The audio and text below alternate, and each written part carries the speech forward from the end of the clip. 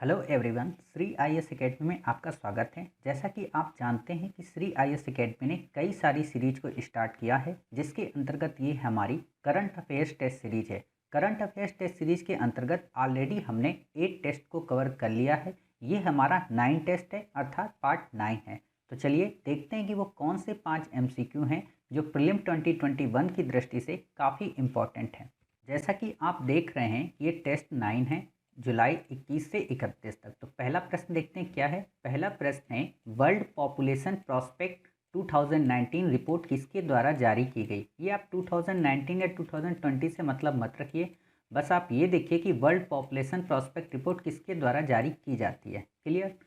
Option है आपका world bank के द्वारा, नंबर 2 यूएनडीपी के द्वारा, नंबर 3 वर्ल्ड इकोनॉमिक फोरम के द्वारा और नंबर 4 यूएन डेसा के द्वारा। आप में से कई सारे स्टूडेंट्स ने इसका आंसर सोच लिया होगा, तो बिल्कुल आपने सही आंसर सोचा है। इसका आंसर है क्या, डी, यूएन डेसा के द्वारा। क्लियर।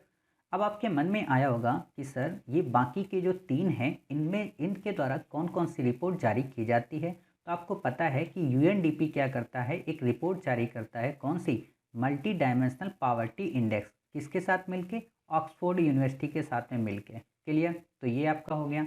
दूसरा है आपका वर्ल्ड बैंक। वर्ल्ड बैंक के द्वारा बेसिकली कई सारी रिपोर्ट जारी की जाती हैं, लेकिन हम इसी से सिमिलर एक रिपोर्ट का जिक्र करेंगे ताकि आप कंफ्यूज ना हो। जैसे इसके द्वारा कौन सी जारी की जाती है, global economic prospect report. Clear. तो ग्लोबल इकोनॉमिक प्रोस्पेक्ट रिपोर्ट और वर्ल्ड पॉपुलेशन प्रोस्पेक्ट रिपोर्ट में आप अंतर कर लीजिए। ठीक है। तो ग्लोबल इकोनॉमिक प्रोस्पेक्ट रिपोर्ट कौन जारी करता है, वर्ल्ड बैंक। ठीक। फिर है हमारा तीसरा कि वर्ल्ड इकोनॉमिक फोरम के द्वारा कौन सी रिपोर्ट जारी की जाती है। आपको पता है कि कई सारी रिपोर्ट ऑलरेडी आपने पढ़ ली हैं। जैसे आपने उसी दिन पढ़ा था प्रीवियस टेस्ट में, क्या थी, जेंडर गैप इंडेक्स रिपोर्ट। ठीक है। तो ये भी जारी की जाती है, और भी कई सारी रिपोर्ट आपको पता है कि वर्ल्ड इकोनॉमिक फोरम के द्वारा जारी की जाती हैं। ठीक। तो उम्मीद है आपको ये समझ में आया होगा। चलिए, फिर है हमारा अगला क्वेश्चन कि बारबाडोस प्रोग्राम किससे संबंधित है। कई बार यूपीएससी ऐसे प्रोग्राम को लेकर क्वेश्चन पूछ देता है कि हाल ही में चर्चा में रहा शब्द बारबाडोस प्रोग्राम किससे रिलेटेड है। क्या ये बॉर्डर एरिया में सड़क निर्माण से संबंधित है, नंबर 2 नवीन आइलैंड के निर्माण से संबंधित है, या फिर डब्ल्यूएचओ द्वारा ट्रांसपोर्ट इनिशिएटिव से रिलेटेड है, या इनमें से कोई नहीं। आप में से अगर कई सारे स्टूडेंट्स ने प्रीवियस टेस्ट हमारे लगाए होंगे, तो आप तीसरा ऑप्शन तो ऑलरेडी एलिमिनेट कर सकते हो। क्यों? क्योंकि आपने पढ़ा है कि ट्रांसपैड के लिए डब्ल्यूएचओ ने रिप्लेस इनिशिएटिव लॉन्च किया था, ना कि बारबाडोस। क्लियर। तो ये तो कट गया। फिर आपके बचते हैं 3 ऑप्शन, और 3 ऑप्शन में आपको अच्छे से पता है कि जो बारबाडोस प्रोग्राम है वो नवीन आइलैंड के निर्माण से संबंधित है। क्लियर। तो आपने अपना सही आंसर कर लिया। अब आपके मन में आया होगा कि बॉर्डर एरिया में सड़क निर्माण से संबंधित फिर कौन सा प्रोग्राम है। तो प्रोजेक्ट उदयक एक है, बीआरओ के द्वारा चलाया गया है, जो कि बॉर्डर एरिया में सड़क निर्माण को प्रमोट करता है। क्लियर। तो आपका ये ऑप्शन भी सही हो गया। ठीक। इसका ऑप्शन कौन सा होगा, बी, ये याद रखना। ठीक। नवीन आइलैंड के निर्माण से संबंधित है बारबाडोस प्रोग्राम, और इनमें से नहीं का तो कोई सवाल ही नहीं है। ठीक। फिर है हमारा तीसरा प्रश्न, हाल ही में चर्चा में रहा शब्द ओमेगा ब्लॉक संबंधित है। क्या ये हीट वेव से संबंधित है, नंबर 2 क्या ये नमक की चट्टान है, नंबर 3 क्या ये आकाशीय पिंड है, नंबर 4 क्या ये प्रोटीन युक्त पदार्थ के भंडार से संबंधित है। तो आप में से हो सकता है कई सारे लोगों को लग रहा हो कि ओमेगा ब्लॉक है तो ये नमक की चट्टानों से संबंधित होगा। तो बिल्कुल भी नहीं, नमक की चट्टानों से ये संबंधित नहीं है। आप में से कई सारे स्टूडेंट्स को लग रहा होगा कि लगता है ये कोई आकाशीय पिंड होगा, तो ये भी नहीं। क्यों? क्योंकि आकाशीय पिंड तो आपको पता है कि एक है, क्या नाम है उसका, TOI-270। ये नासा के द्वारा खोजा गया है। ये काफ़ी इनर मोस्ट प्लैनेट है, तो उसकी खोज की गई। ये हमें याद रखने की ज़रूरत नहीं है। फिर आपको पता है कि प्रोटीन युक्त क्या पदार्थ के भंडार से संबंधित है, तो बिल्कुल भी नहीं, ये प्रोटीन युक्त पदार्थ के भंडार से संबंधित नहीं है। क्यों? क्योंकि ऑलरेडी एक MCRBC नाम का एक प्रोटीन पदार्थ बनाया गया है। क्लियर।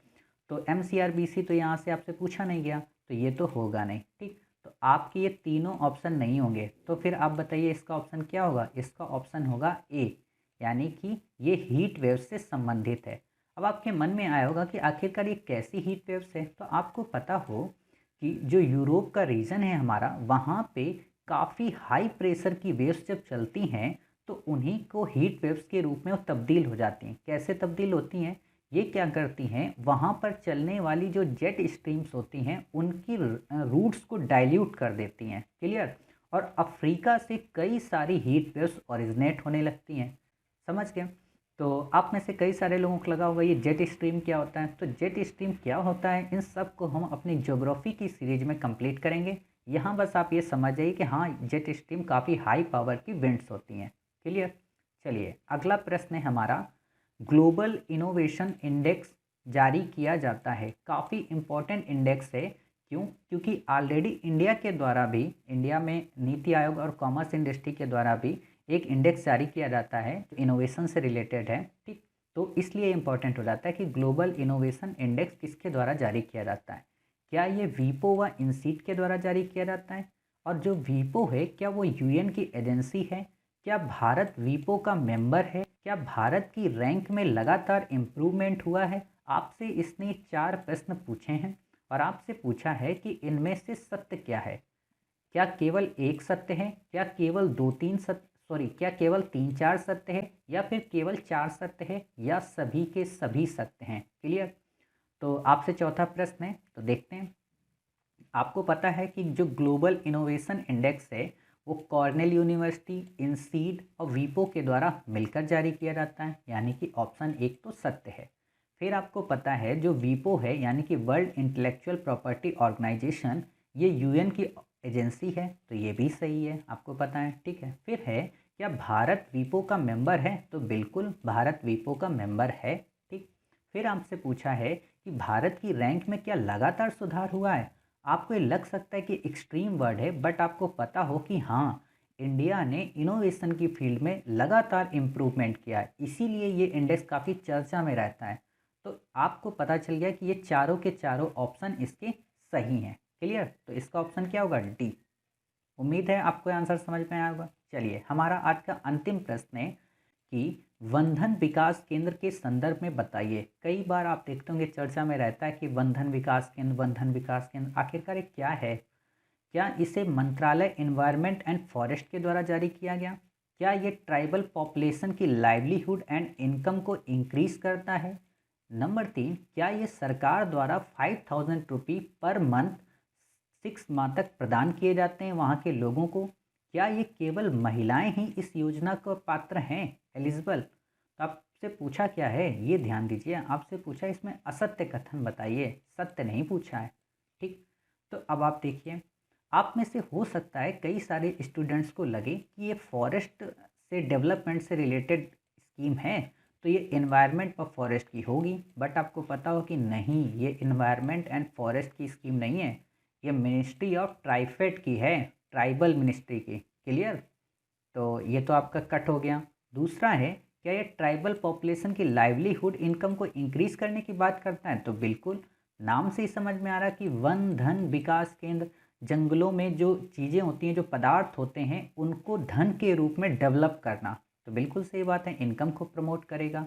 फिर आपसे पूछा है, क्या सरकार द्वारा 5,000 रुपये दिए जाते हैं प्रति 6 माह तक? तो बिल्कुल भी नहीं। ये आपका प्रश्न जो है ना, ये आपको पता हो कि मातृत्व लाभ अधिनियम से रिलेटेड है, आपने मातृत्व स्कीम पढ़ी होगी, उससे रिलेटेड है, तो वहाँ के फैक्ट को यहाँ पे डाल दिया गया ताकि आप कंफ्यूज हो जाएं, तो ये भी गलत।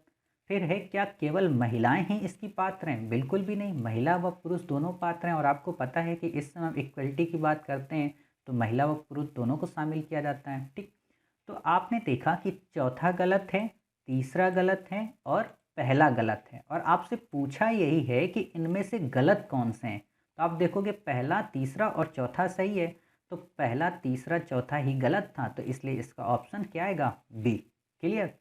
तो उम्मीद है आपने पांचों के पांचों एमसीक्यू सही किए होंगे। चलिए देखते हैं कि आपने क्या क्या किया। आपने पहले का क्या ऑप्शन किया था? आपने पहले का किया था डी, यानी कि यूएन डेसा। आपने दूसरे का क्या किया था? बी, यानी कि नवीन आइलैंड के निर्माण से। आपने तीसरे का क्या किया था? ए, यानी कि हीट वेव से। और नंबर 4 में आपने क्या किया था? डी, इसमें आपको ग्लोबल इनोवेशन इंडेक्स से रिलेटेड मिला था। और पांचवा आपका जो प्रश्न था उसमें आपने क्या किया, बी, क्लियर, बंधन विकास केंद्र से।